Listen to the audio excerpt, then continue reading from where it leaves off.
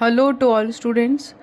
आज हम adaptive radiation in Annelida के बारे में पढ़ेंगे। तो उसके पहले देखते हैं कि अडेप्टिव रेडिएशन होता क्या है।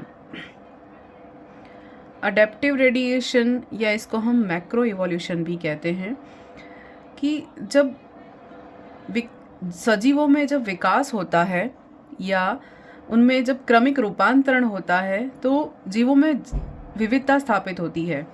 यानी कि इवोल्यूशन के आधार पर जीवों में क्या होगा, वेरिएशंस आएंगे। तो वो वेरिएशन आने के पहले हम देखते हैं कि एक कॉमन एंसेस्टर से, यानी कि एक सामान्य पूर्वजों से उनकी ऑफस्प्रिंग के डिफरेंट डायरेक्शन में माइग्रेट करने से, प्रवास करने से, उनके हैबिटेट में चेंजेस आने से उनमें कुछ परिवर्तन आ जाते हैं। तो उससे विभिन्न जातियों का विकास हो जाता है। तो एक ही पूर्वज से उत्पन्न होने वाली विभिन्न जातियां, और ये पूरा प्रक्रम क्या कहा जाता है, इसको हम अडेप्टिव रेडिएशन कहते हैं।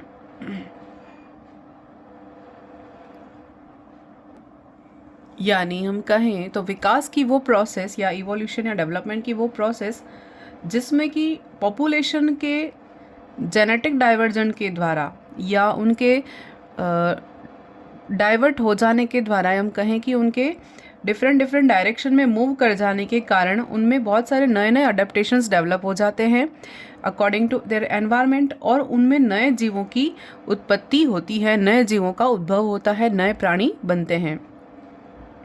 इसे हम अडेप्टिव रेडिएशन कहते हैं। यह जो है अडेप्टिव रेडिएशन वो स्पीशीज़ के स्तर से ऊपर कार्य करता है, यानी कि स्पीशीज़ लेवल से थोड़ा सा अपर लेवल में इसको हम देख सकते हैं। इसके फलस्वरूप एक ही जाति की आबादी बहुत सारे उप समूहों में विभाजित हो जाती है, यानी कि एक स्पीशीज़ उसके सब स्पीशीज़ में डेवलप हो जाती है, और इनमें से प्रत्येक में हर में एक निश्चित डायरेक्शन में अडेप्टेशंस या चेंजेस आते हैं, जिस चेंजेस को हम क्या कहते हैं, अडेप्टिव ट्रेंड्स कहते हैं। और इस पूरी प्रोसेस को हम क्या कहते हैं, अडेप्टिव रेडिएशन कहते हैं। अडेप्टिव रेडिएशन क्या होता है, ये जाति स्तर से ऊपर होता है, जिसके कंसिक्वेंटली या परिणाम स्वरूप नए जेनस का, नई फैमिली और नए ऑर्डर बनते हैं। तो ये एक अडेप्टिव रेडिएशन के कारण क्या होता है, नई जेनस का फॉर्मेशन होता है। प्रोसेस क्या है वो तो समझ में आ गया सभी को कि अडेप्टिव रेडिएशन या अनुकूली विकिरण होता क्या है। एक कॉमन एंसेस्टर से, यानी किसी जोग्राफिकल रीजन में एक पूर्वज, किसी पूर्वजों के उनके ऑफस्प्रिंग के अलग अलग डायरेक्शन में समय के साथ वो मूव कर ही जाएंगे, माइग्रेट कर ही जाएंगे। तो माइग्रेट कर जाने के कारण कई सालों के बाद, कई वर्षों के बाद उनमें वातावरणीय प्रभावों के कारण, जीन्स में परिवर्तन के कारण, यानी म्यूटेशंस होने के कारण उनमें बहुत सारे ऐसे परिवर्तन आ जाते हैं, उनके जेनेटिक वेरिएबल्स बन जाते हैं। व्यवहार में परिवर्तन, यानी कि पूरा के पूरा उनका जो स्पीशीज़ है वही बदल जाता है। तो स्पीशीज़ में क्या परिवर्तन आएगा, एक स्पीशीज़ लेवल से ऊपर वाला चेंजेस, यहाँ हम कहें कि हायरार्की अगर अपन पढ़ें तो स्पीशीज़ लेवल से ऊपर के लेवल तक के जो चेंजेस आते हैं वो मैक्रो एवोल्यूशन या अडेप्टिव रेडिएशन कहे जाते हैं। यानी कि उनमें थोड़े थोड़े वेरिएशन आएंगे, जैसे उनके जीनस में बदलाव आ जाना, उनकी फैमिली में बदलाव आ जाना, उनके ऑर्डर में बदलाव आ जाना। तो जाति लेवल तक तो एक ही, लेकिन ऊपर वाले जो जितने भी हैं वो या ऑर्डर में बदल सकते हैं, फिर जीनस बदल सकता है, इस तरह से उनमें चेंजेस आ जाना। तो ये क्या कहा जाता है, मैक्रो एवोल्यूशन कहा जाता है। तो अडेप्टिव रेडिएशन होता क्या है कि ये एक मैक्रो एवोल्यूशन उन जीवों के उस ग्रुप में हो सकता है जो कंपटीशन से फ्री होते हैं और किसी नए अडेप्टेटिव एरिया में मूव कर जाते हैं, माइग्रेट कर जाते हैं, और उनमें थोड़े से चेंजेस आ जाते हैं, जिससे कि उनकी उपजातियां बन जाती हैं। जैसे हम देखें कि किसी भी नए अनुकूली एरिया में, अडेप्टिव एरिया में जीवों की संख्या काफ़ी कम होती है, जबकि नए आवास में रहने के लिए उन्हें ज़्यादा अवसर उपलब्ध होते रहते हैं। तो वहाँ जो अंतर जातीय स्पर्धा लगभग नहीं के बराबर होती है, यानी कि उनके आपस में चेंजेस या हम कहेंगे कंपटीशन नहीं होता, क्योंकि नया एरिया मिल गया है, नया आवास मिल गया है। तो नए एरिया में उन्हें कोई एनिमीज़ भी नहीं मिलेंगे, कोई हार्म पहुंचाने वाले प्रेडेटर भी नहीं मिलेंगे। तो नए आवास में या नए अडेप्टिव एरिया में पहुंचने के बाद वो स्पीशीज़ के जो जीव हैं उनमें बहुत सारा के अलग अलग तरह के हैबिटेट उपलब्ध हो जाते हैं, उनको बहुत तरह के अलग अलग आवास उपलब्ध हो जाते हैं, जिसके कारण वो एनिमल या ऑर्गेनिज्म है वो अपनी आवश्यकता के अकॉर्डिंग, अपनी कंडीशन के अकॉर्डिंग खुद को अडेप्ट कर लेते हैं, यानी अब वातावरण के अनुसार खुद को, क्योंकि उन्हें अवसर मिलता है, चांस मिलता है, क्योंकि वहाँ कंपटीशन नहीं होता, उन्हें कोई प्रतिस्पर्धा नहीं करनी पड़ती, तो बहुत फ्री एनवायरनमेंट उन्हें मिलता है या अनसैचुरेटेड एनवायरनमेंट मिलता है अगर इकोलॉजी की भाषा में कहें तो वहाँ पर वो आराम से अपने आप को स्पेस देते हैं, टाइम देते हैं और उनमें थोड़े बहुत चेंजेस आते हैं। वातावरण के अकॉर्डिंग अपने आप को चेंज करने की, अनुकूल विकसित करने की जो वहाँ पे प्रक्रिया है वो कंप्लीट होती है, जिसके कारण नए क्षेत्र में पहुंचने के बाद वो आबादी बहुत सारी छोटी छोटी सब स्पीशीज में बढ़ जाती है, अनेक उप आबादियों में बढ़ जाती है।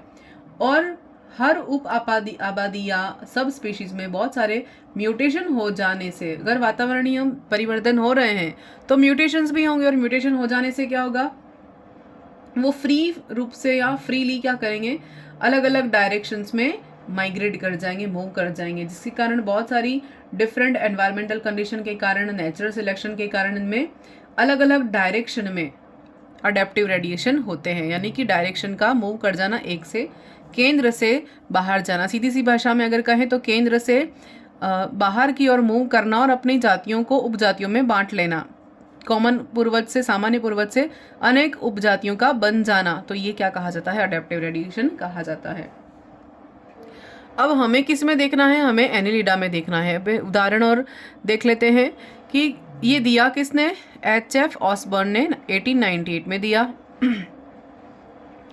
इनके अनुसार कॉमन एंसेस्टर टाइप जो होते हैं, एक सामान्य पूर्वज, several different forms of evolutionary adaptations में अकर, means different species get their new form by adaptation of different environment and may ecological niche according to possible adaptive nature। तो ये जो मैंने कहा वही लिखा हुआ है अभी। एग्जाम्पल देखें तो डार्विन फिंच जो बहुत फेमस है, गैलापागोस आइलैंड जो था वहाँ पर डार्विन ने स्टडी किया था उन फिंचेस को, जो बर्ड्स थे उनकी बिक में बहुत सारे वेरिएशंस मिले थे, 20 प्रकार की अलग अलग बर्ड जैसी थी जिनकी बिक के पैटर्न में बदलाव था, स्ट्रक्चर में बदलाव था। तो एक ही पूर्वज से वो अलग अलग फिंचेस डेवलप हुई थी और उनमें फिंचेस का या उनकी बिक का जो शेप था वो अलग अलग था। तो ये एक एग्जांपल है बेस्ट। फिर स्ट्रक्चर ऑफ मेमेलिया के स्ट्रक्चर और ऑस्ट्रेलियन मार्सोपियल्स, ये भी अडेप्टिव रेडिएशन के बेस्ट एग्जांपल माने जाते हैं। इसके बाद हमें किस में पढ़ना है अभी, इसको डिटेल में हम इकोलॉजी जब शुरू करेंगे, इवोल्यूशन शुरू करेंगे तब हम इसको डिटेल में इस टॉपिक को देखेंगे। अभी हम एनिलिडा के अंदर पढ़ना है हमें। तो अडेप्टिव रेडिएशन इन पॉलीकिट, सबसे पहले हम किस में देखते हैं, पॉलीकिट में, क्योंकि इसकी 3 क्लासेस जो हैं, पॉलीकिटा, ओलिगोकिटा और हेरोडिनी, तो ये तीनों क्लासेस में बहुत सारे वेरिएशन हैं और उन वेरिएशन के बारे में हम अभी देखेंगे। पहला है पॉलीकिटा, लार्जेस्ट क्लास है एनिलिडा की, इसमें 64 फैमिलीज पाई जाती हैं, 1600 जेनेरा हैं और 5000 स्पीशीज़ हैं जो कि मराइन है मोस्टली। इनकी अगर एक्सटर्नल फीचर स्टडी करें तो बहुत से वेरिएबल्स दिखते हैं बॉडी में। किस पर डिपेंड रहते हैं, depending upon whether the worm is sedentary, यानी कि वो सेडेंट्री है या फ्री लिविंग या पैलाजिक है, उसके अकॉर्डिंग उनका बॉडी पैटर्न्स वेरी करेगा। और पॉलीकिटा को भी 2 ग्रुप में डिवाइड कर दिया है, एरेंशिया और सेडेंटेरिया। तो एरेंट पॉलीकिट कौन से हो सकते हैं, जो कि फ्री स्विमिंग या पैलाजिक होंगे, क्रॉलिंग करने वाले होंगे और एक्टिवली बरोइंग होंगे, यानी कि बिलकारी होंगे। फिर सेडेंट्री कौन होंगे, जो परमानेंट बरोइंग एनिमल्स होंगे वो सेडेंट्री कहे जाएंगे, या इनको ट्यूब ड्वेलर्स भी कह सकते हैं। ट्यूब के अंदर आराम से सर्वाइव करते हैं, रहते हैं, बार बार मूव नहीं करते हैं, फ्री स्विमिंग नहीं होते हैं, अधिकतर टाइम अपना बिल के अंदर निकालते हैं। फिर हम देखते हैं adaptive diversity in polychaete with 2 main aspect. पहला देखते हैं हैबिटेट के अकॉर्डिंग और दूसरा देखते हैं न्यूट्रिशन या फीडिंग बिहेवियर के अकॉर्डिंग। तो फर्स्ट अपना डाइवर्सिटी अकॉर्डिंग टू हैबिटेट। पहला है क्रॉलिंग पॉलीकिड्स, क्रॉलिंग करने वाले पॉलीकिड्स। ये इन्हें हम बॉटम ड्वेलर्स भी कहते हैं। ये कहाँ कहाँ पाए जाएंगे? स्टोन्स के अंदर नीचे छिपे हुए, सबमर्ज्ड वेजिटेशन में, सेसाइल ऑर्गेनिजम्स में ये पाए जाते हैं। They nearly approach the typical और generalised body form as represented by Nereis, Eunice और एफ्रोडाइट। यानी कि इनमें कौन कौन मिलेंगे आपको? नेरीज मिलेगा, यूनिस मिलेगा और एफ्रोडाइट मिल सकता है। Possess well developed head bearing several kinds of sensory organ such as eyes, palp, antenna and series. तो इनमें ये सारे संवेदी अंग भी अत्यंत विकसित प्रकार के होंगे। फिर पैरापोडिया हेल्प्स इन क्रॉलिंग। इनके अंदर कौन सा ऑर्गन डेवलप होगा? पैरापोडिया डेवलप होते हैं। पैरापोडिया क्या होते हैं? बहुत ही इनके लोकोमोटरी ऑर्गन हम मान सकते हैं, जो कि आउटर ग्रोथ होती है बॉडी की। जो नेरिस का स्ट्रक्चर अगर हम देखें तो उसमें आपको नेरिस का स्ट्रक्चर आपको ध्यान में हो तो आपको पैरापोडिया ध्यान आ जाएंगे। ये कैसे हैं? स्विमिंग में हेल्प करते हैं। They are large body segments are same, सारे बॉडी सेगमेंट सेम होते हैं और ये स्विमिंग में हेल्प करते हैं। कौन? पैरापोडिया। इन्हें स्केल वर्म्स भी कहते हैं। और डॉर्सल होते हैं, डॉर्सल और notopodial setae become broad scale like elytra forming a protective covering on dorsal surface. तो स्केल वर्म्स के अंदर जो पृष्ठ सतह पर नोटोपोडियल सीरीज होते हैं वो एक स्केल लाइक स्ट्रक्चर बनाते हैं चौड़ा, जो कि एलिट्रा या जैसे कि पंख की आकृति का कह सकते हैं वैसा एक सुरक्षात्मक आवरण या कवरिंग बनाते हैं उनके पृष्ठ सतह पर। एलिट्रा को आपको ऐसे ध्यान में रख सकते हो जैसे जो कॉकरोच होता है उसका जो पंख होता है जो कवरी करता है बॉडी को, वो एलिट्रा उसको हम मेंशन करते हैं, कंसिडर करते हैं। अब देखते हैं इन सी माइस। सी माइस यानी एफ्रोडाइट में elytra covered by a felt form by fine hair like notopodial. तो इनमें किस तरह का होता है? एक पतले फेल्ट फॉर्म में या हेयर लाइक नोटोपोडिया प्रेजेंट होता है सी माइस के अंदर या एफ्रोडाइट के अंदर, जो समुद्री चूहा हम कहते हैं। क्रॉलिंग पॉलीकिट में हमने देख लिया, ये इनमें सी माउस एफ्रोडाइट हमने देख लिया। अब देखते हैं प्लैंक्टोनिक और pelagic polychaetes. Planktonic polychaetes are adapted to live in open sea and tend to transparent. ये खुले समुद्र में रहने के अनुकूल ही होते हैं और क्या होते हैं? थोड़े ट्रांसपेरेंट होता है इनका body. Tomopteris has large biramous parapodia with numerous pinnules without setae. में सीटी नहीं पाए जाते हैं और पैरापोडिया जो होते हैं वो कैसे होते हैं? बायरेमस होते हैं और बड़े होते हैं। ये इनका अडेप्टेशन है और क्योंकि ये फ्री स्विमिंग है, मूव करने वाले हैं, इसलिए इनके पैरापोडिया कैसे होते हैं? बड़े होते हैं। ये इनका मेन जो कैरेक्टर ही है, यहाँ से अडेप्टेशन याद रखने का है। और LCOPD में जैसे एग्जाम्पल देखें वेनेडीज, इसमें क्या होगा है? Very large eyes. इनकी जो आँखें होती हैं वो अनुकूलन बड़ा इसका होता है, थोड़ा यूनिक जो याद रखने की चीज़ है वो। इनमें तो क्या होगा? टोमोप्टेरिस में पैरापोडिया बड़े हैं और बायरेमस है स्विम करने के लिए, क्योंकि प्लैंक्टोनिक होती है इनका जीवन, क्योंकि इनका फीडिंग प्लैंक्टोनिक होता है। और इनमें क्या होता है? वेनेडीज में बड़ी बड़ी आँखें होती हैं। longitudinal muscles better developed than the circular muscles, septa reduced in crawling and swimming polychaete। तो इनमें सेप्टा जो होते हैं कम होंगे, लेकिन इनकी आंखें जो होती हैं कैसी होती हैं? लार्ज होती हैं। ये इनका अडेप्टेशन हो गया। फिर देखते हैं बरोइंग पॉलीकिट। बरोइंग पॉलीकिट में मैनी इरेंट, यानी है तो सारे इरेंट, यानी कि पैलेजिक हैं और मूव या फ्री स्विमिंग है। इनमें जैसे कि ग्लाइसेरा है, ओफेलिया है, कैपोटेला है, ये इनमें क्या अडेप्टेशन होगा? Adapted for burrowing in sand. Sand में बरोइंग बना के या बिल बना के रहने वाले हैं। लाइक अर्थवर्म है, अर्थवर्म की तरह ये होते हैं। अर्थवर्म नहीं, लेकिन अर्थवर्म की जैसे ये जीवन बिताते हैं ऐसे बता रहे हैं। फिर बॉडी कैसी? एलोंगेटेड होती है, प्रोस्टोमियम रिड्यूस होती है, आई, पैल्प और रेंटिकल्स एब्सेंट होते हैं, नई सेंसरी ऑर्गन्स नहीं पाए जाते हैं इनमें, और पैरापोडिया भी रिड्यूस्ड होते हैं, यानी कि बोरोइंग पॉलीकिट में पैरापोडिया नहीं पाए जाते क्योंकि बिल में रहते हैं ये, तो इन्हें पैरापोडिया की आवश्यकता नहीं है। They move through peristaltic contraction, ये मूव कैसे करते हैं, संकुचनशील या क्रमांकुंचन कॉन्ट्रैक्शन गति द्वारा आगे की ओर मूव करते हैं। फिर circular muscles are well developed, circular muscle या वृत्ताकार जो पेशियाँ होती हैं वो सुविकसित होती हैं। सेप्टा जो है वो effectively compartment the coelomic fluid with a function as skeleton to move. CT serve as anchor against the wall of burrowing which is lined by mucus to prevent its collapse, यानी कि इनमें body में septa present होते हैं जो coelomic fluid तक को इनको डिपार्टमेंट या कंपार्टमेंट में या उनके अलग अलग सेक्शन या कक्ष बना देते हैं। अंदर से मतलब फ्रेगमेंटेड होती है बॉडी, जो किस में एक्ट करती है, स्केलेटन बनाती है और पूरा स्केलेटन यानी इनको मूव करने में हेल्प करता है। हाइड्रो जो स्टैटिक स्केलेटन कह सकते हैं जो आगे की ओर मूव करने में इनको हेल्प करता है कॉन्ट्रैक्टाइल या पेरिस्टाल्टिक मूवमेंट के through.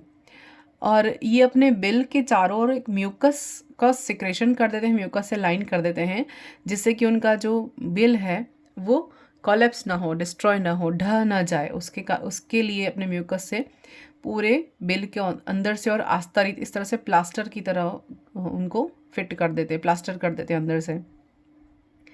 Many sedentary बरोवर्स such as एरेनिकोला, टर्बेलेरा और एम्फीट्राइट occupy more or less temporary burrow or tube and move about very little. Body cylindrical, plump, often differentiated into regions based on size, nature and parapodia, presence or absence of gills. तो parapodia हो भी सकते हैं, नहीं भी हो सकते हैं। और बहुत से सेडेंटरी जो बरोवर्स हैं जैसे कि एरेनिकोला है, टर्बेलेरा है और एम्फीट्राइट है, इनमें क्या होगा, अधिक या कम क्या हो सकते हैं, ये तो टेम्परेरी बरो हो सकते हैं या ट्यूब में रहने वाले हो सकते हैं, कुछ छोटे हो सकते हैं, कुछ बड़े हो सकते हैं। और बॉडी सिलेंड्रिकल शेप होगी और ये differentiated into regions based on size, अपने साइज़ के अकॉर्डिंग डिफरेंट एनवायरनमेंट में रह सकते हैं।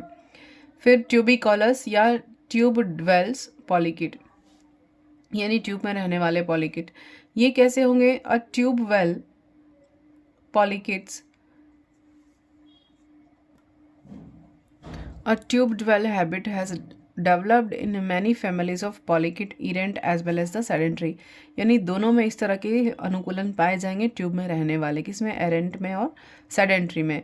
दे लिव इन टेम्पररी और permanent tube which are secreted by them or built from gathered materials. The tube well greatly inform the and constructions, so the tuberculous worm fall into adaptive groups as known mucus lined burrow, shell and sand green tubes, parchment tubes और calcareous tubes. तो क्या कह रहे हैं, जो ट्यूबिकॉलस और tube dwell पॉलीकिट्स हैं उनमें क्या होता है, अलग अलग तरह के हैबिटेट डेवलप हो सकते हैं, उनकी अलग अलग फैमिलीज़ में, पॉलीकिट की अलग अलग फैमिलीज अलग अलग तरह के डेवलपमेंट कर जाती है या अडेप्टेशंस को डेवलप कर जाती है। जैसे कि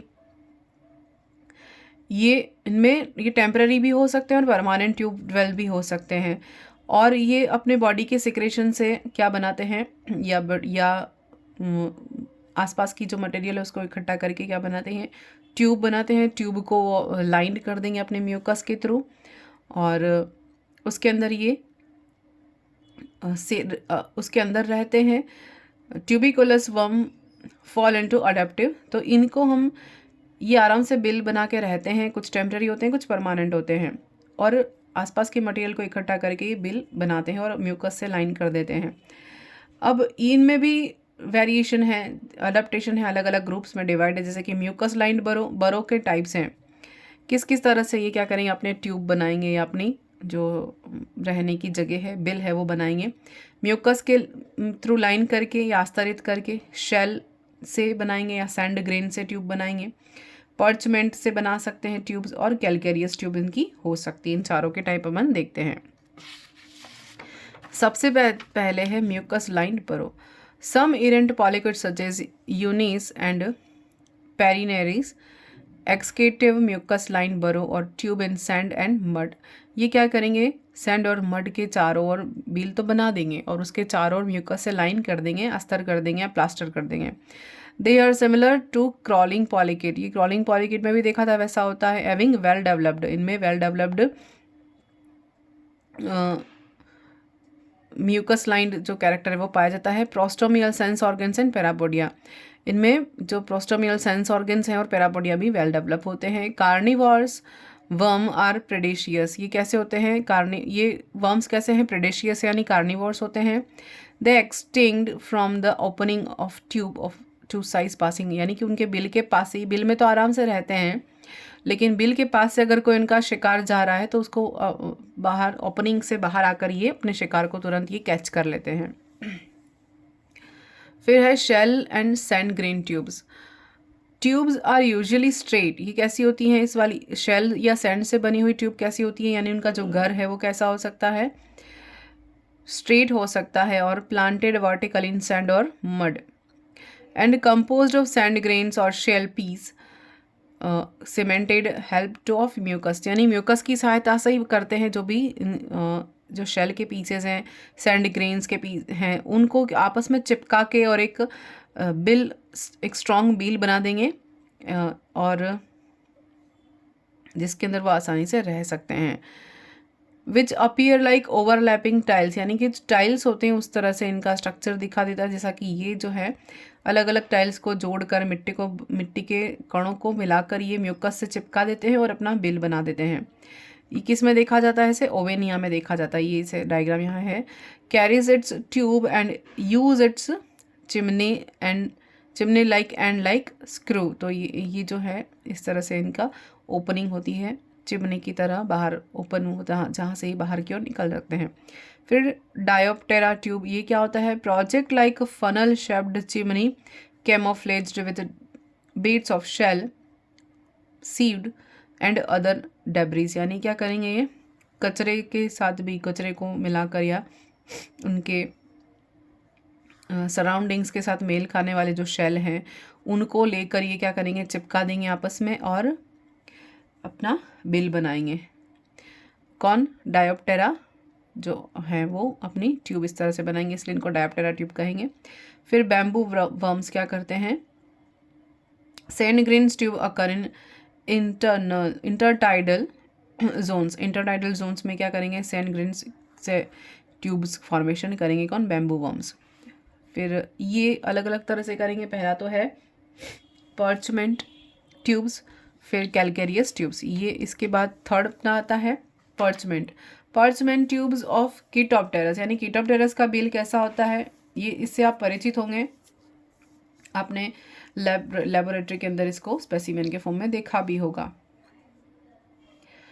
तो पर्चमेंट ट्यूब किसका है, कीटोप्टेरस अपना ट्यूब कैसा बिल बनाता है, पर्चमेंट ट्यूब बनाता है। कैसी होती है, ये यू शेप्ड होती है, मेम्ब्रेनस होती है, बहुत सारी मेम्ब्रेन्स होती हैं।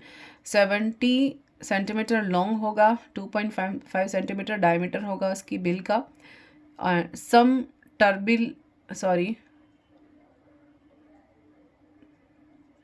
टेरेबिल्ड्स आल्सो हैव मेम्ब्रेनस ट्यूब्स, कुछ टेरेबिल्ड्स में क्या होगा, इनमें मेम्ब्रेनस ट्यूब्स भी देखी जा सकती है। फिर उसके बाद देखते हैं कैलकेरियस ट्यूब्स। कैलकेरियस ट्यूब्स में क्या होगा, हाँ टेरेबेलिड्स ही है, कैलकेरियस ट्यूब्स किस में देखा जाएगा, फैन वर्म्स में, जैसे कि सेबेला है, सर्प्यूला है, इनमें क्या हो जाएगा, कैलकेरियस ट्यूब्स देखी जा सकती हैं। जैसे peristomial collar acts as a mould in forming tubes, serpulids tubes are calcareous, तो कैलकेरिया की बनी हुई इनकी ट्यूब्स होती हैं, किनकी, सेबेला और सर्प्यूला की, तो इनको कैलकेरियस ट्यूब्स कहेंगे। अब देखते हैं डाइवर्सिटी अकॉर्डिंग ऑफ फीडिंग, ये तो ट्यूब्स के टाइप देख लिए अडेप्टेशंस में। अब हम देखते हैं diversity according to feeding, feeding के अकॉर्डिंग इनमें क्या डाइवर्सिटी पाई जाती है। हैबिटेट के अकॉर्डिंग देख ली।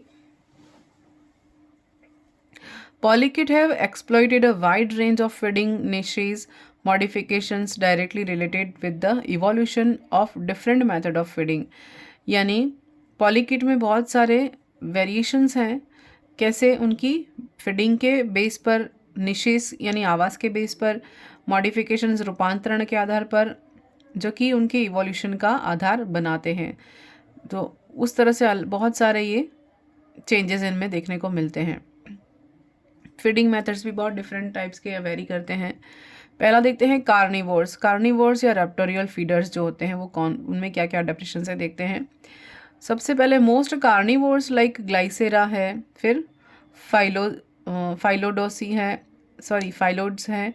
वो क्या है, क्रॉलिंग है और कुछ बरोइंग है और कुछ ट्यूबिकॉलस भी हैं।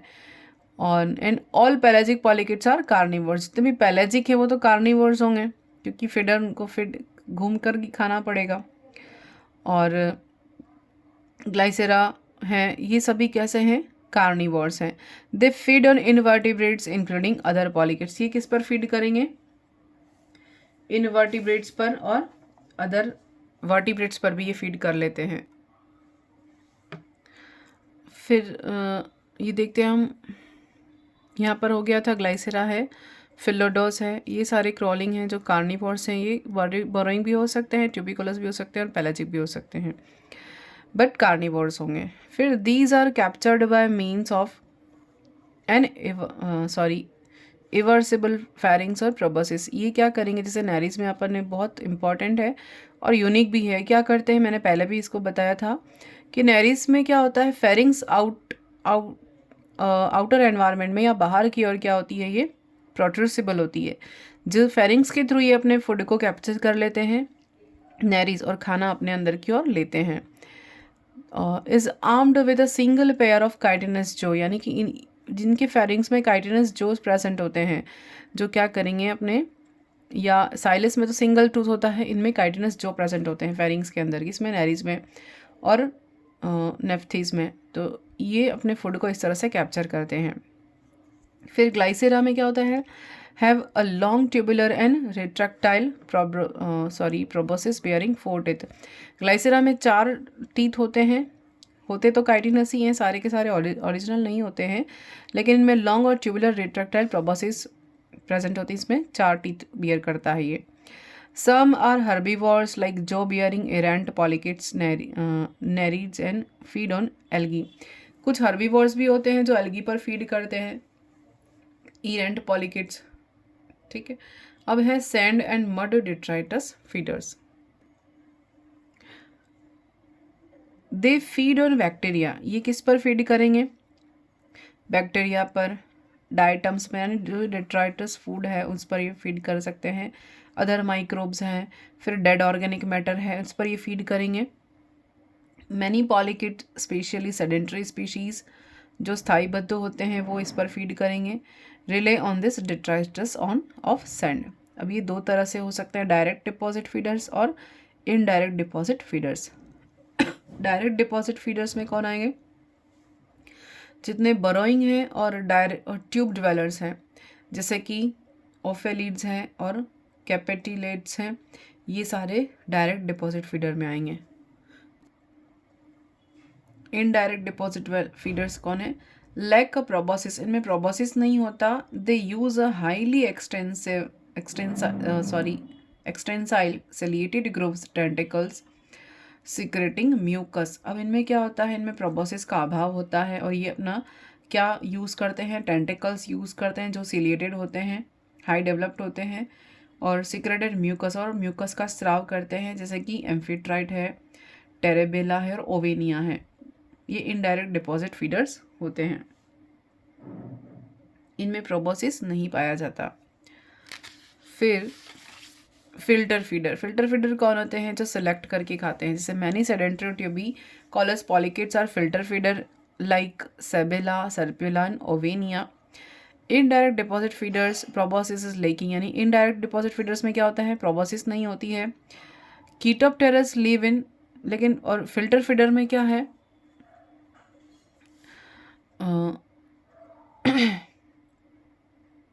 सेलेक्ट करके खाते हैं। जैसे Chaetopterus live in U shaped parchment tube has evolved a unique method of straining food particles from water, यानी कि वाटर के अंदर वाटर के अंदर के जो साथ फूड पार्टिकल्स हैं उनको ये क्या करते हैं, स्ट्रेन कर लेते हैं, छान लेते हैं और अपने फूड को खा लेते हैं।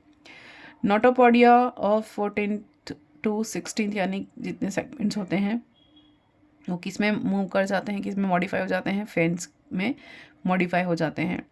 फिर lung worms, Arenicolidae, lung worm जो होते हैं वो उनमें क्या होता है, previously known as direct deposit feeders. इसको पहले किस में रखा था, डायरेक्ट डिपॉजिट फीडर्स माना जाता था। लेकिन क्रिंगर वैज्ञानिक है 1959 में, इन्होंने बताया, उन्होंने क्या देखा, shown them to be filter feeder. उन्होंने क्या सपोज किया, इनको सपोज तो किया था डायरेक्ट डिपॉजिट फीडर, लेकिन बाद में क्या पता चला कि ये फिल्टर फीडर होते हैं। एक्सक्यूटिव एल शेप्ड बरो and periodically ingest sent by means of the simple proboscis। तो प्रोबोसिस के थ्रू ये क्या करेंगे, अपने फूड को ये इंजेस्ट कर लेते हैं, सेलेक्ट करके, फिल्टर करके। यहाँ पर डायग्राम शो कर रखे हैं मैंने।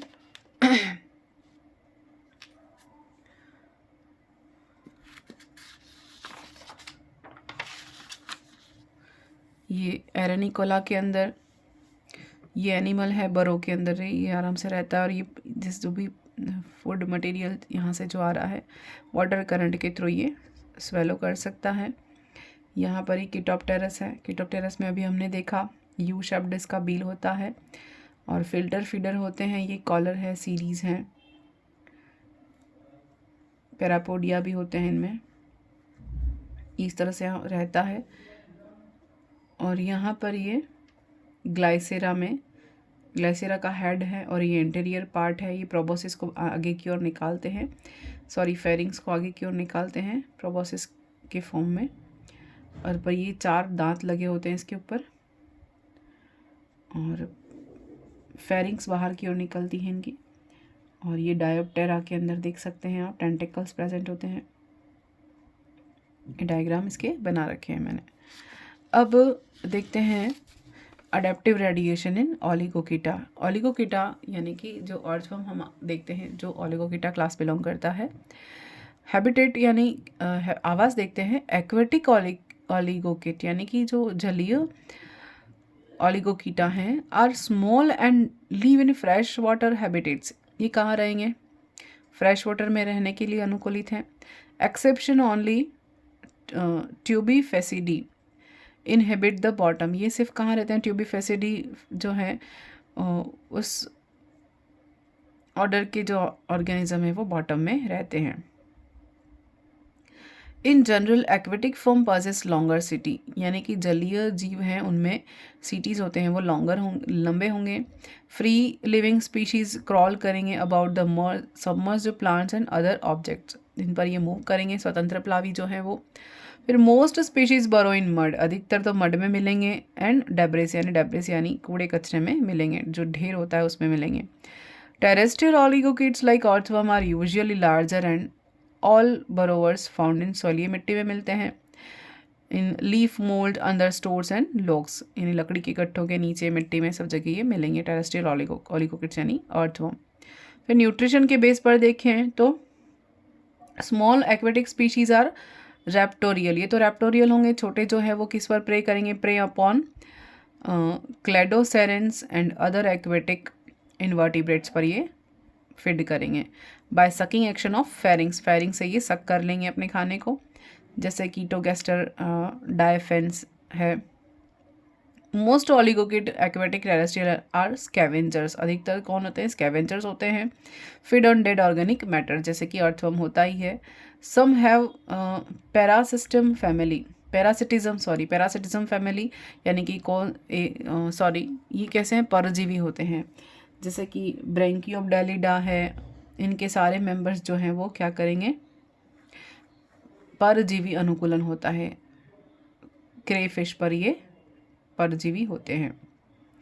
फिर अडेप्टिव रेडिएशन हेरोडिनेरिया, हेरोडिनेरिया में देखते हैं सम लीच आर मराइन और टेरेस्ट्रियल, कुछ लीच हैं, मराइन भी है, टेरेस्ट्रियल भी हैं। इधर प्रेडेशियस हो सकते हैं या ब्लड सकिंग एक्टोपैरासाइट हो सकते हैं, जैसे प्रेडेशियस आ जाएंगे, ब्लड सकिंग आ जाएंगे।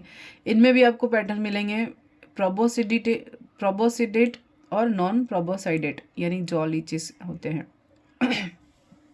देखते हैं, पहले देखते हैं प्रेडेशियस, शिकार करके खाने वाले।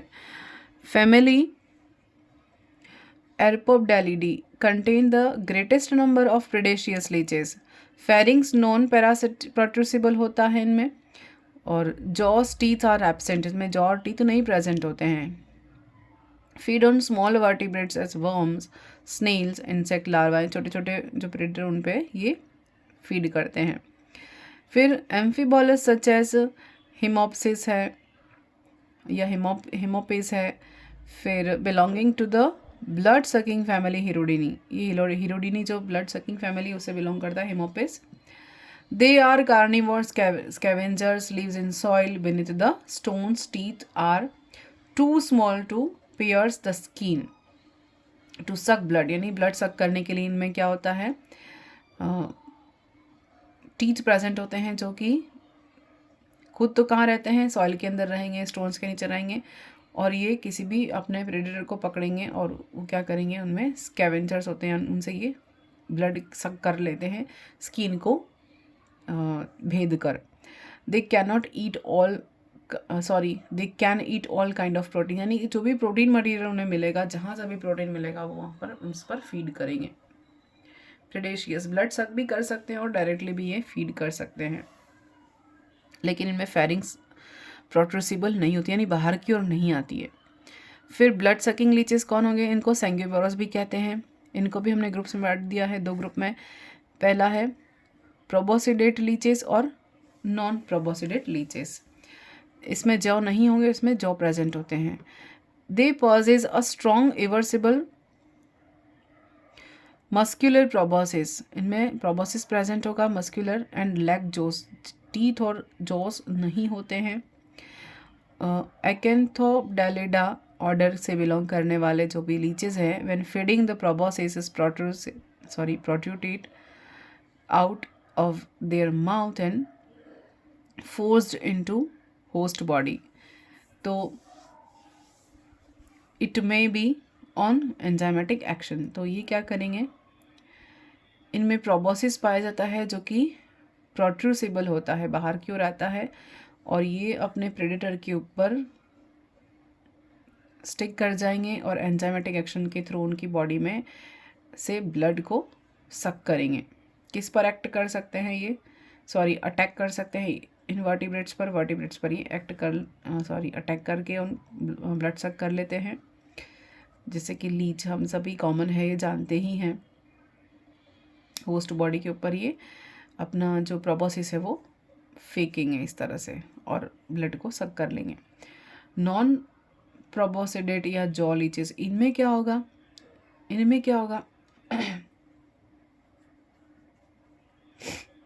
ये डायरेक्टली इनके ऊपर सक्कर्स पाए जाते हैं, ये सक्कर्स के थ्रू उस बॉडी को पियर्स करेंगे, स्किन को भेदेंगे और उसमें से ब्लड को डायरेक्टली सक करेंगे, जैसे कि Hirudinaria common example. Non proboscidate blood sucking leeches, they possess a muscular sucking pharynx कैसी होगी, मस्कुलर होगी, with 3 oval blade like tooth जो, यानी कि इनके ऊपर ब्लेड लाइक बहुत ही तीखे जॉज या टीथ प्रेजेंट होते हैं, और ये क्या करेंगे, इंसाइज करेंगे और इसको अपने जो प्रेडेटर है या उनका जो शिकार है उसको क्या करेंगे, एनेस्थेसाइज्ड कर देंगे, यानी कि उसको अचेतन कर सकते हैं, चेतनाहीन कर देंगे ताकि उसे पता न चले। और क्या डालेंगे उनकी बॉडी में, हिरोडीन एक सब्सटेंस सिक्रेट करते हैं जिससे कि ब्लड कोगुलेट ना हो, और ब्लड कोगुलेट हो गया तो वो सक नहीं कर पाएंगे, तो वो क्या करेंगे, ब्लड कोगुलेट ना हो इसके लिए एक एंटीकोगुलेंट जो हिरोडीन जिसको कहते हैं वो उनकी बॉडी से सिक्रेट होता है और होस्ट बॉडी के स्किन पर चला जाता है ब्लड में। ये जो हिरोडिनेरिया या लीच जो भी हम कहते हैं, वो एक बार में बहुत सारा ब्लड सक कर लेते हैं, बहुत सारा इंजेस्ट कर लेते हैं, 2 to 5 टाइम्स इट्स ऑन, अपनी बॉडी से या अपने खुद से, ये इतनी बॉडी के वेट से इतना ज़्यादा ब्लड सक एक साथ कर लेते हैं, क्योंकि ये इनका जो शिकार है वो हर टाइम अवेलेबल नहीं रहता है, तो एक बार में बहुत सारा 2-2 3-3 साल तक ये आराम से रह पाएँ, उतना सारा ये एक साथ ब्लड सक कर लेते हैं और उनकी बॉडी में स्टोर कर लेते हैं। ये सारे हमने क्या देखा, अडेप्टिव रेडिएशन इन ओलिगोकीटा। तो ये अपने पास ये टॉपिक फिनिश हो चुका है। इसमें किसी तरह की कोई दिक्कत है तो बता सकते हैं। Thank you. अब हम नेक्स्ट देखेंगे, इसका नर्वस सिस्टम ड्यू है, रिप्रोडक्टिव सिस्टम ड्यू है एरेलिडा का, फेरेटिम ऑफ ओस्थुमा का।